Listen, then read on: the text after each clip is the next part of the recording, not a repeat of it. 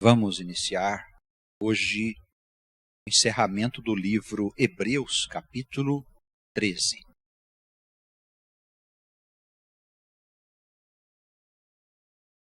Nós temos visto aí por toda a Escritura, em todas as instruções, tanto do Velho quanto do Novo Testamento, temos visto o Espírito do Senhor tomar providências em muitos sentidos, nos dando instruções a respeito de caminharmos em direção à sua maravilhosa luz. Para isso, ele providenciou a vinda ao mundo dos profetas, dos homens santos, que durante a história estiveram guiando este povo separado para Deus. E são muitos os procedimentos que nós vemos lá no Antigo Testamento. Depois nós encontramos, pouco mais perto aqui da nossa época, a vinda do Filho de Deus, nos dando novas instruções, os apóstolos.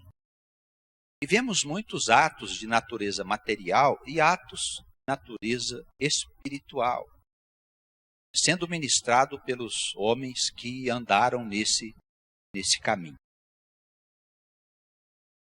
Mas eu acredito que a palavra de Jesus, o Cristo, ela é para nós a palavra do próprio Deus. E devemos ficar muito atentos a tudo o que Jesus disse. Aqui na introdução do capítulo 13, a palavra inicia dizendo que nós precisamos permanecer no amor.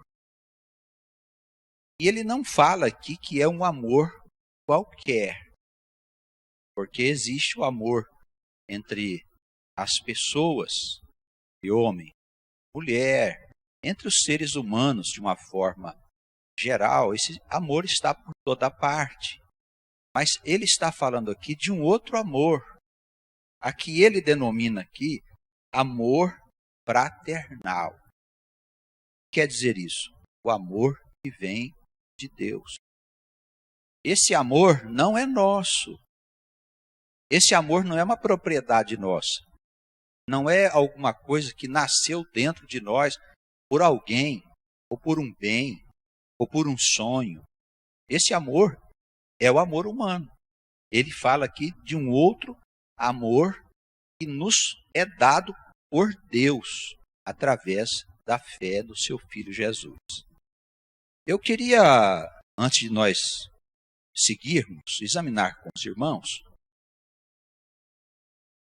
texto que está aqui em Mateus,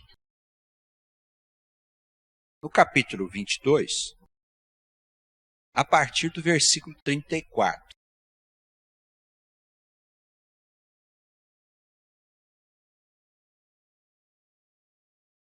Mateus 22, os amados que estão recebendo a palavra nas outras cidades, por favor, abram aí a sua escritura, no Evangelho segundo Mateus, capítulo 22, a partir do versículo 34. É bom a gente entender bem o que quer dizer esse amor fraternal, porque o que interessa de verdade é ele. Não importa se você está fazendo sacrifícios, não importa se você está pagando o dízimo, não importa se você batizou nas águas, se batizou no Espírito, se você foi crucificado, se você fez alguma promessa, se você andou aí pelos caminhos religiosos aí, mágicos que existem no mundo, se você foi em algum santuário, se você está na igreja A, B, C, D, se você é judeu, se você é cristão, espírita, budista, nada disso importa, em verdade, se você não tiver o amor fraternal. E esse amor, ele vem de Deus, ele não é coisa nossa, não. Enquanto nós não estivermos de posse desse amor, nós não conseguimos ser felizes, nem aqui, muito menos do outro lado, quando nós deixarmos essa vida. Jesus havia acabado de fazer ali um debate com os saduceus a respeito da ressurreição. E eles haviam sido vencidos pelo Senhor com a sua forte argumentação. No versículo 34, a palavra diz que os fariseus tinham ouvido que ele fizera emudecer os saduceus. Reuniram-se nesse mesmo lugar e um deles, doutor da lei, interrogou para o experimentar, dizendo: Mestre, qual é o grande mandamento na lei? E Jesus disse-lhe: Amarás o Senhor teu Deus de todo o teu coração, de toda a tua alma e de todo o teu pensamento. Este é o primeiro e grande mandamento. E o segundo, semelhante a este, é: amarás o teu próximo como a ti mesmo. Destes dois mandamentos dependem toda a lei e os profetas. O Filho de Deus, ele resumiu tudo aquilo que existe escrito para o povo de Deus, tanto nos livros antigos quanto no Novo Testamento. Ele fez um resumo dizendo: olha, se você quer mesmo compreender o sentido de todas as coisas que estão escritas, estes são os mandamentos fundamentais. Ele disse: existe o mandamento principal, que é o de amar a Deus sobre todas as coisas, com todas as tuas forças, com todo o teu pensamento, e um outro que é semelhante a esse, tão importante quanto o primeiro: amarás o teu próximo como a ti mesmo. E ele disse: desses dois mandamentos dependem toda a lei e os profetas. Quer dizer o quê? Que tudo que foi escrito e foi dito pelos profetas está debaixo desses dois mandamentos. E foi dito e foi escrito por causa deles. Então, se nós quisermos mesmo andar nos caminhos do Senhor, nós não temos a necessidade de ficar aí se perdendo em tantas considerações e procurando que nós não vamos encontrar. Nós podemos saber com toda certeza que a Escritura foi preparada especialmente para nos ensinar a amar ao nosso Deus acima de todas as coisas e ao próximo como a nós mesmos. Essa é a base da vida, a base da felicidade, não só aqui no plano material, mas também do lado invisível, na vida eterna. Se não há amor em nós verdadeiro por Deus e pelo próximo, e o amor pelo próximo, ele é o amor fraternal, porque é o amor despretensioso. Ele não pretende coisa alguma. Ele simplesmente cuida, ama, não espera retorno. Paulo, apóstolo, em 1 Coríntios, no capítulo 13, ele ali faz uma descrição com muita procedência o que é que caracteriza o verdadeiro amor. Então, temos as explicações necessárias para compreender o que significa amar a Deus e amar ao próximo. Vamos voltar lá para Hebreus. A introdução do capítulo 13, ela diz assim: permaneça entre vós o amor fraternal. Então, essa é a base das nossas relações. Na igreja, em qualquer outro lugar, na família, na vida. Desse lado aqui da nossa existência, do outro lado, o amor é tudo. Porque o amor, ele acolhe, ele reparte, ele suporta, ele instrui, ele é paciencioso, sem limites. Não é? Todos os valores do Espírito, todas as virtudes do Espírito estão ligadas a este sentimento que emana do coração de Deus. E eu preciso desse amor. Se eu não tivesse amor, eu já estou condenado. Eu não consigo deixar a escuridão, por mais douto que eu seja, por mais entendido que eu seja da Escritura Sagrada, por maior entendimento que eu tenha, nada disso importará, irmãos. Posso ser rico, posso ser pobre, posso ter estudado em grandes universidades no mundo, posso ter todas as coisas, disse o apóstolo Paulo. Mas se eu não tiver o amor, eu nada sou. Isso nada significa. Para nada serve a minha vida se eu não encontrar esta fonte inesgotável de felicidade. Tendo esse amor, nós temos, assim, todas as coisas. Por isso que a introdução aqui no capítulo 13 fala para que entre nós permaneça o amor fraternal entre irmãos. Não vos esqueçais da hospitalidade, porque por ela alguns, não o sabendo, hospedaram anjos. O que quer dizer hospitalidade? A gente receber o irmão como irmão, não como um estranho. Né? Tem gente que a gente vai na casa dele e recebe a gente como estranho, mesmo sendo irmão da igreja. O irmão a gente deve recebê-lo em estimada honra. Não é fazer festa, não é fazer nada especial, mas receber com amor.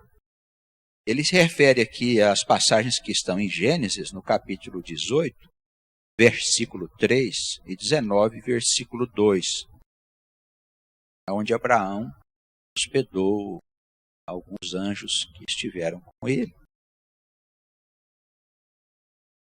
No versículo 4, ele, com muita procedência, ele fala sobre o matrimônio, a vida conjugal. O conjugal precisa de muitos cuidados da nossa parte, tanto da parte do homem, que é o cabeça da casa, foi criado por Deus em primeiro lugar, como da mulher, que é sua ajudadora.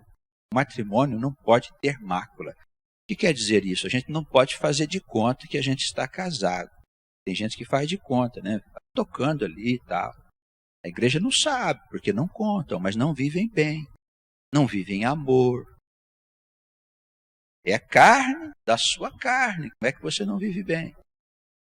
Vocês são uma só pessoa, um só corpo. Como é que vocês não se entendem?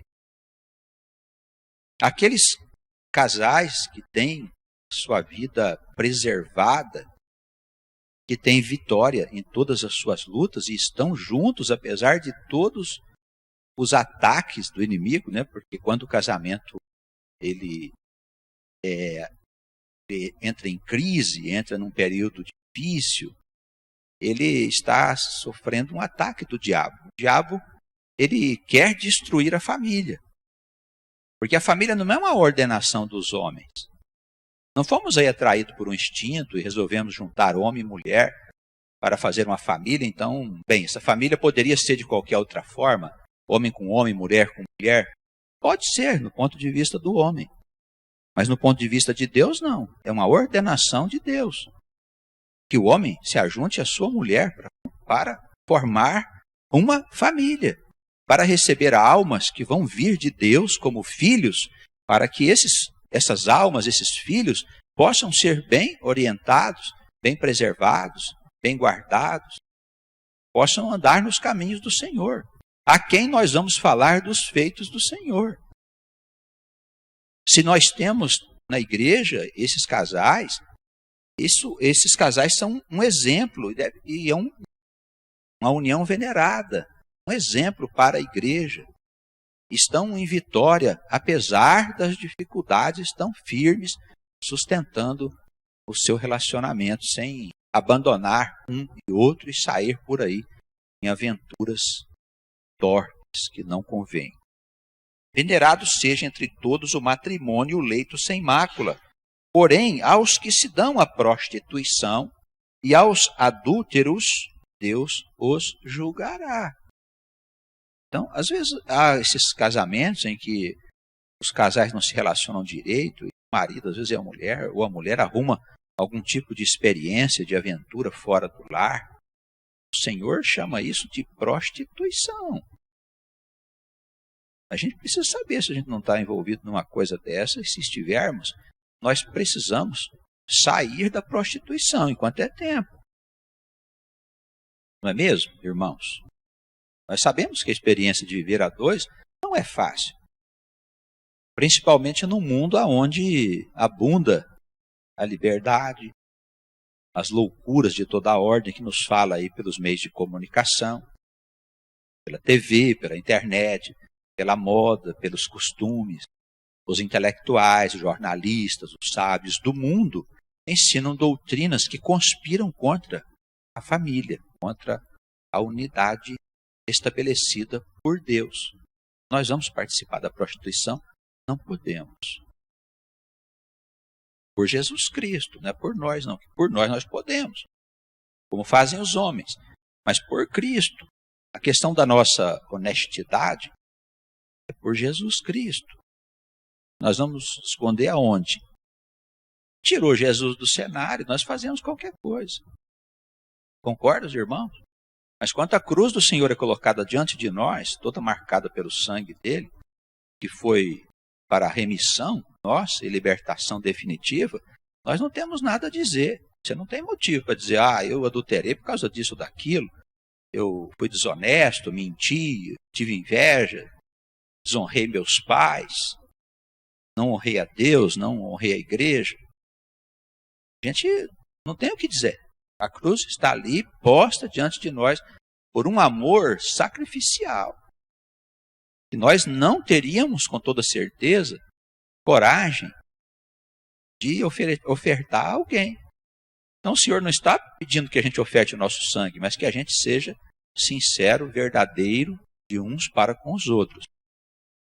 Se nós nos dermos à prostituição, nós vamos estar perdidos. A ira de Deus, ela se levantará contra nós.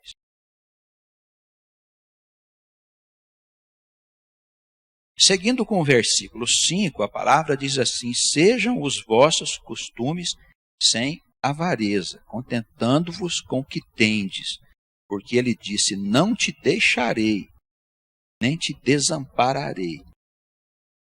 E assim, com confiança, ousemos dizer, o Senhor é o meu ajudador, e não temerei o que me possa fazer o homem. Olha que palavra maravilhosa, irmão.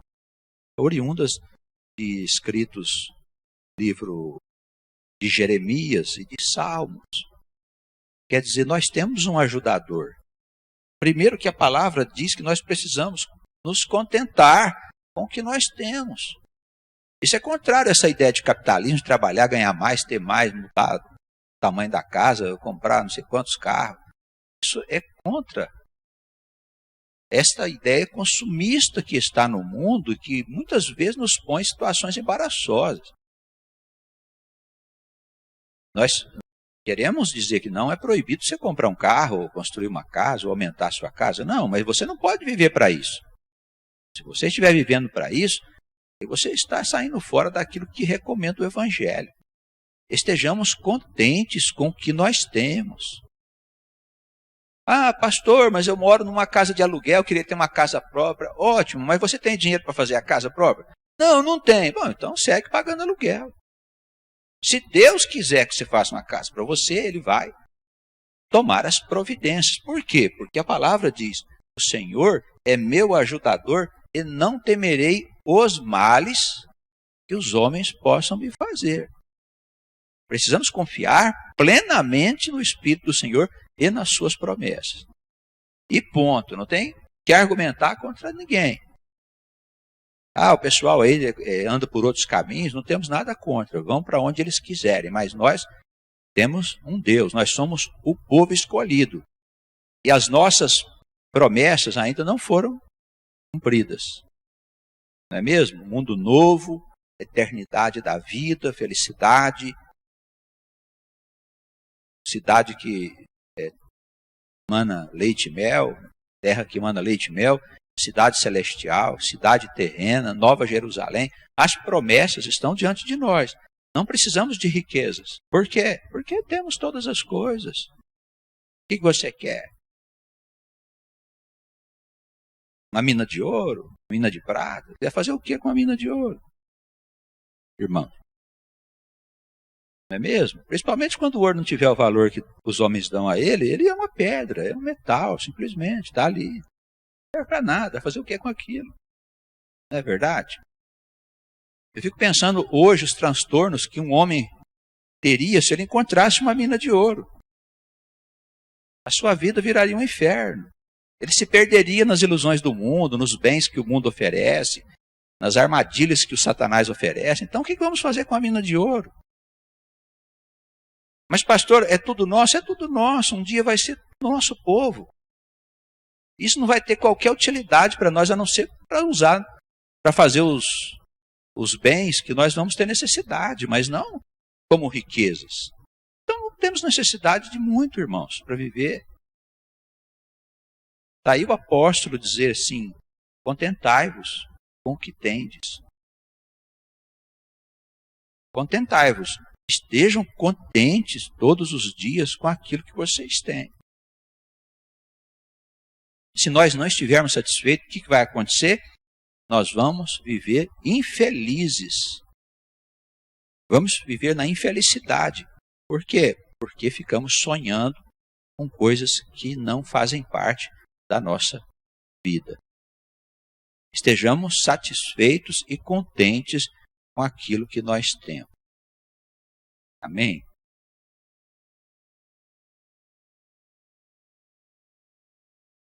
Lembrai-vos, versículo 7, dos vossos pastores, que vos falaram a palavra de Deus, a fé dos quais imitai, atentando para a sua maneira de viver. Então, veja bem, nós temos que prestar atenção na vida dos pastores que nos guiam, maneira deles viverem, para saber se eles são homens de Deus, porque são exemplos para orientar nossa própria vida. Olha, irmãos, embora todos nós sejamos iguais, isso não quer dizer que Deus deu dons iguais para todos. Embora todos possam ter os mesmos dons, pois somos filhos de um mesmo Pai, Ele distribuiu conforme Ele quer. A um Ele fez para pregadores, a outro para ter conhecimento da ciência de Deus, a outro para curar, a outro para exortar, a outro o dom do ensino e muitas outras coisas. Então não adianta dizer, sou filho de Deus, eu não preciso que alguém me diga o que fazer. Ora, irmãos, vamos com humildade reconhecer a nossa simplicidade espiritual. Precisamos honrar o nosso pastor se ele é um homem de Deus. Os pastores, muito mais grave ainda, porque como servem de exemplo para a igreja, eles não podem se deixar arrastar pelo diabo, ou viver uma vida indigna daqueles que guiam o rebanho. É injusto que um pastor viva uma vida nababesca, como a gente vê, andando em carros de luxo, carros do ano, enquanto os crentes sustentam essa vida dele. Porque a palavra diz que os pastores precisam ser um exemplo para eles. É esse o exemplo que os pastores vão dar de uma vida faustosa para os crentes sonharem com a vida que ele tem? Aí tem um carro lá, coloca lá, ganhei de Deus, Deus que me deu de presente. A gente precisa mudar esse conceito que está muito presente nas igrejas evangélicas, onde os bens materiais são a razão de nós estarmos ali. Nós estamos na igreja para sermos salvos, irmãos. Para sermos salvos. Já tivemos muitos bens, fizemos coisas equivocadas com isso. Nós não precisamos dessas quinquilharias produzidas pelo sistema do homem. Daí temos que ter muito cuidado com todas essas coisas, principalmente se somos pastores, se somos evangelizadores, se somos presbíteros na igreja, temos que ter cuidado, porque espera-se que se tornem exemplo para os mais novos, para os mais jovens, para os que estão entrando no caminho da fé. Jesus Cristo é o mesmo ontem, hoje, eternamente, dizendo que nós cremos num Senhor que é verdadeiro, fiel, e que já existia antes de vir aqui, assim como nós, continuará existindo para sempre. Não vos deixeis, versículo 9, não vos deixeis levar por doutrinas estranhas, porque bom é que o coração se fortifique com graça, não com alimentos que de nada aproveitaram aos que a eles se entregaram. O que ele quer fazer aqui é separar o que é do alto, o que é de baixo. Às vezes nós queremos transformar a nossa vida cristã na observação de tantas coisas materiais, e absolutamente isso não tem nada a ver. Você não deve misturar coisas materiais com coisas espirituais. Jesus dizia, não é o que entra na boca do homem que faz mal para ele, né? E sim o que sai. Os fariseus davam tanta importância a isso, eles tinham todos os rituais, observação disso, daquilo, mais ou menos o que a gente vê em algumas igrejas evangélicas do nosso dia. Observam tantas coisas e aquilo que realmente interessa, não observam. Como mosquitos engolem camelos. Fica atrás de picuinhas, enquanto o que realmente é necessário para a salvação acaba ficando de lado. Por isso ele diz, cuidado, não se deixeis arrastar por doutrinas estranhas àquilo que é verdadeiro. Temos um altar, versículo 10, de que não tem direito de comer os que servem ao tabernáculo. Falando aqui agora, ainda das coisas de cima e das coisas de baixo. Das coisas que foram ordenadas no tempo da nossa ignorância, e agora o que foi ordenado depois de Cristo. Temos um altar de que não tem direito de comer os que servem no tabernáculo, porque os corpos dos animais, cujo sangue é, pelo pecado trazido pelo sumo sacerdote para o santuário, são queimados depois lá fora. Por isso também Jesus, para santificar o povo pelo seu próprio sangue, padeceu fora do templo, fora da porta. Então ele não quis que a salvação nossa estivesse ligada àquilo que se fazia antigamente, aquilo que se fazia lá dentro do templo. Por isso ele foi lá ser sacrificado lá fora, para que o povo pudesse ser salvo, porque não tinha direito o povo de entrar no Santo dos Santos. Não tinha direito o povo de comer das coisas que estavam postas somente aos sacerdotes. Ele quer dizer, olha, estas coisas tiveram razão de existir no tempo antigo, mas agora não mais. Por quê? Porque temos um que é de cima, que padeceu por nós. Saiamos, pois, a ele fora do arraial, levando o seu vitupério. Porque não temos aqui cidade permanente, mas buscamos a eterna. Significa o quê? Que não adianta a gente ficar agarrado nas coisas dessa vida, porque a verdadeira vida é de cima. A cidade verdadeira é celestial, irmãos. Não é terrena. Então, nós temos que tomar sobre nós esta cruz do Senhor, as suas dificuldades, as suas aflições. Quando somos ofendidos, quando somos colocados aí de lado pelas pessoas por causa do Evangelho do Senhor, por causa de Cristo, nós estamos no caminho. Porque se o mundo vier nos dar os parabéns, vier nos agradar, então estamos perdidos. A palavra diz isso com toda clareza. Temos que tomar sobre nós esse peso que o Senhor teve quando foi até a cruz para a nossa salvação. Na esperança de que se cumprirão sobre nós as promessas. Não temos aqui cidade permanente, somos dos céus, somos de cima. Ofereçamos sempre por Ele, a Deus, por Jesus Cristo, versículo 15, sacrifício de louvor, isto é, o fruto dos lábios que confessam o seu nome. Preciso ser digno do nome de Cristo, de ser chamado cristão. O que é cristão? Eu sou cristão, vivo me embebedando, sou cristão, vivo roubando, sou cristão, vivo adulterando, sou cristão, vivo desonestamente. Fico atrás de propinas, me corrompendo, fazendo as coisas mundanas. Isso não é confessar o nome do Senhor, isso tem uma consequência.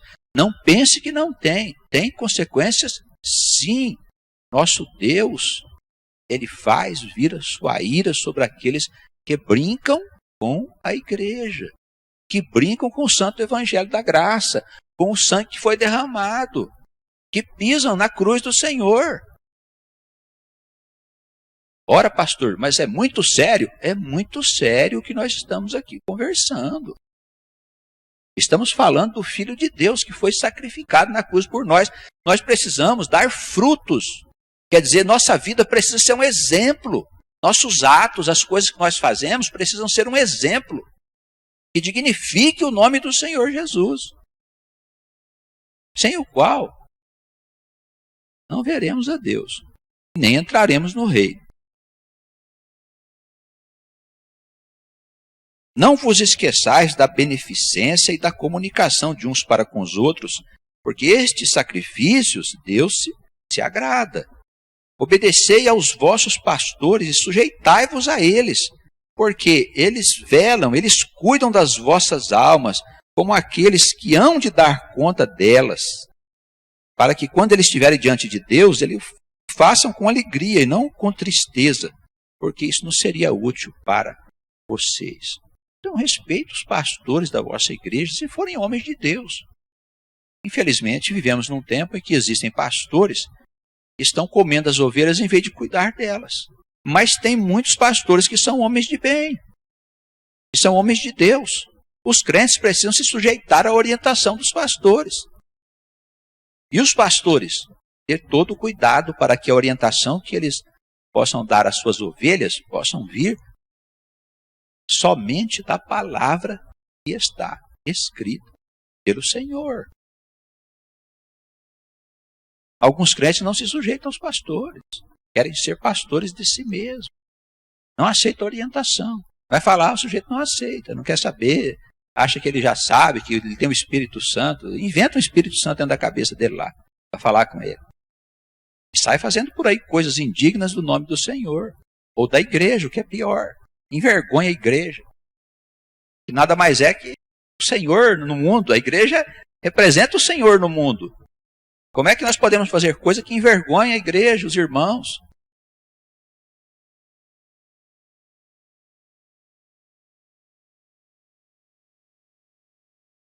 No versículo 18 ele pede para que os irmãos orem por ele.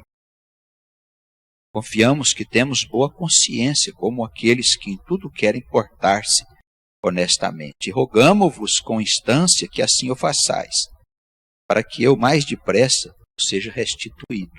De oração para os irmãos, eu queria estar novamente entre eles. Ora, o Deus de paz, pelo sangue da aliança eterna, que é o de Cristo, tornou a trazer dos mortos a nosso Senhor Jesus Cristo, é o grande pastor das ovelhas. Essa coisa de pastor, nós todos somos colocados para ocupar um posto na igreja, responsabilidade para conduzir os irmãos e as irmãs no caminho. Essa é uma tarefa árdua, mas o pastor mesmo de verdade é aquele que está lá em cima. É aquele que diz, eu sou o bom pastor. Nós estamos pastores, mas não somos.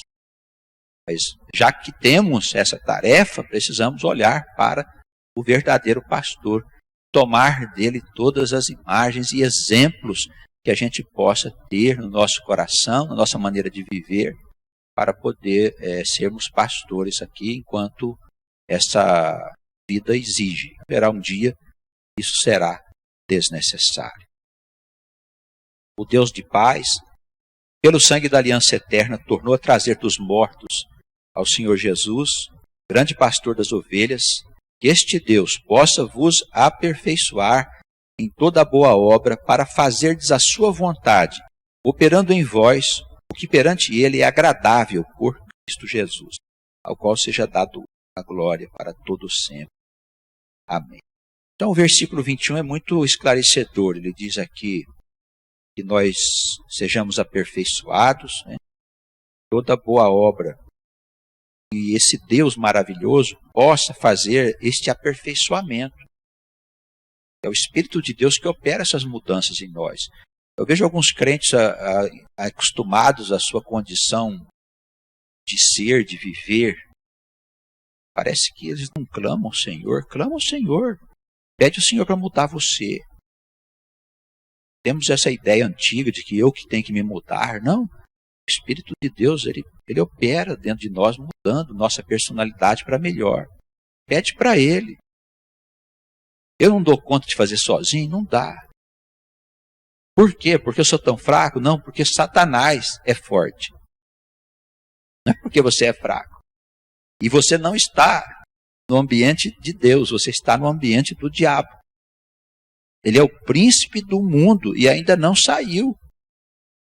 Então temos que pedir que um poder maior opere em nós as mudanças que desejamos. Senhor, mude minha maneira de ser, que eu seja verdadeiro, que eu pare de falar em verdades, que eu pare de usar minha mente, minhas palavras, minha boca com leviandade. São tantas coisas que podemos pedir ao Senhor.